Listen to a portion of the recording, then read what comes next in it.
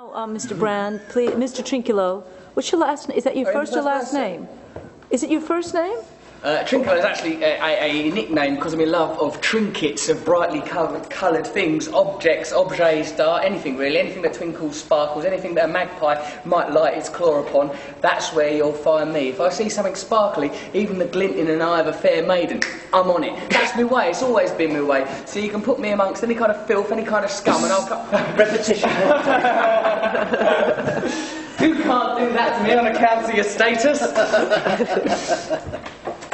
Anything where there's anything bejewelled or sparkling or attractive, I'll be all over it like a rash. Not that I'm rash-like, nor any kind of malady, nor any kind of dermatological disorder. No, no, no. Why, look at my skin. Pearly it is, some would say. Look at it. Phosphorescent. Sort of glints like oil would upon a puddle. Of course, I was born to scum, and I always knew that I was never meant to move among them. My father, I'd look upon him, a heavy, leaden man with a paunch, peering at me over his paunch, forever burping, belching, no love of language, no love of life, no relationship with the oxygen, the air that he breathed. They thought of me as a lowly rat, a runtish character, always struggling to find a dug, always nuzzling to get a bit of tit. It's never been easy for me, never had easy access, not even for a moment, never had a drop of milk that I didn't even have to steal. I didn't steal first. As soon as I had the capacity to leave home, I was gone, away from them people. I didn't like the gravity of their low domesticity. No love of glamour, no eye for life. As soon as I met a band of travelling players, jongleurs they were, wandering through Italy. Any town they visited, they made more spectacular. The magic went with them. Didn't matter how quotidian or mundane the everyday would be, where these people trod, their footprints glimmered and glistened, and that were appealing to me. As soon as I saw them gleaming footsteps, I was away with them, like the music of a pipe. Lightly I trod behind them, lightly I got onto their bandwagon and flew.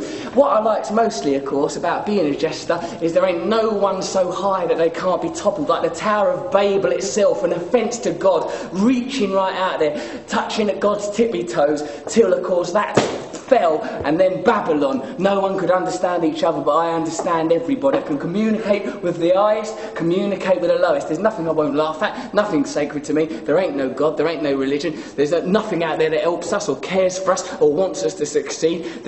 God is my enemy. God wants to destroy us. That's one thing I learned from my dad. The world is a malevolent force and it will destroy you. The only people that survive in life are the people that refuse to fail, that just clamber over any obstacle, that see obstacles as an opportunity, just a step case, who will tread and who will trudge through any amount of toil and mud and filth and sludge and escape from all that, somehow with a gleaming jewel clutched in a clammy palm. There's only a few of us what have that ability, and I'm but one of them. Eventually, after a few years as a jongleur travelling around Italy, I came to the King's Court.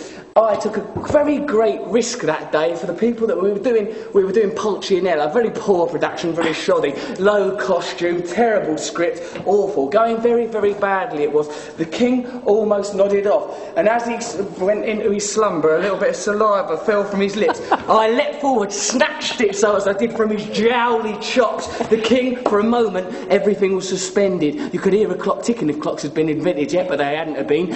Everyone there, terrified they were, all eyes agape, mouths agog, peering onward. Suddenly the King did look at me, raised his fist as if to punch me, but then slapped his thigh and let forth an almighty bellow, and I have ridden on the tidal wave of that laugh ever since. He made much of me, made me his plaything, never left his side. Forever were I under his ermine robe, protected by the King, royal myself, not by birth, but by me talent and by me honour, and I've never left the court ever since then. Made some lovely friends, made some terrible decisions. I never wanted to get on that ship. I didn't want to go to Tunisia. A terrible marriage, an awful idea. I knew something would go wrong. It's written in the stars, you know, so here I am now, find myself here, on this island.